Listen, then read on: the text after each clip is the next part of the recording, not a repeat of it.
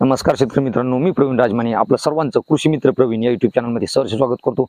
आजच्या व्हिडिओमध्ये आपण कपाशी पिकाला पोळ्याच्या अमावस्यामध्ये कोणती फवारणी घ्यायची याबद्दल सविस्तर माहिती पाहणार आहोत। शेतकरी मित्रांनो, रस शोषक किडींना कंट्रोल करण्यासाठी जसे की मावा, तुडतुडे, फुलकिडे आणि पांढरी माशी यांना कंट्रोल करण्यासाठी आपण गार्डा केमिकलचं पोलीस वापरायचं आहे, किंवा पोलीस नसेल तर तुम्ही NaCl कंपनीचं स्पीड वापरू शकता। त्याचं प्रमाण घ्यायचं आहे 8 ग्रॅम प्रति 15 लिटर पंप। त्याचबरोबर शेतकरी मित्रांनो, तुम्ही बुरशीजन्य रोगांपासून संरक्षण करण्यासाठी तुम्ही साप पावडर किंवा अवतार वापरू शकता। त्याचं प्रमाण घ्यायचं आहे 30 ग्रॅम प्रति 15 लिटर पंप।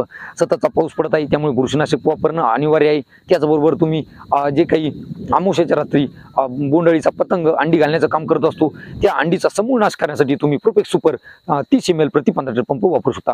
प्रोपेक्स सुपर अतिशय चांगल्या पद्धतीचं परिणाम करतं आणि संपूर्ण अंडीचा नाश करत असतं। शेतकरी मित्रांनो, अमावस्या झाल्यानंतर 3 ते 4 दिवसाच्या आतमध्ये तुम्हाला फवारणी घ्यायची आहे। त्याचबरोबर चांगली पातेधारणा होण्यासाठी तुम्ही फॅन्टॅक प्लस 15 ते 20 मिली वापरू शकता आणि तुम्ही अशा पद्धतीने फवारणी करू शकता। शेतकरी मित्रांनो, तुम्हाला व्हिडिओ कसा वाटला, आवडला असेल तर लाईक करा, शेअर करा, सबस्क्राईब करा। धन्यवाद।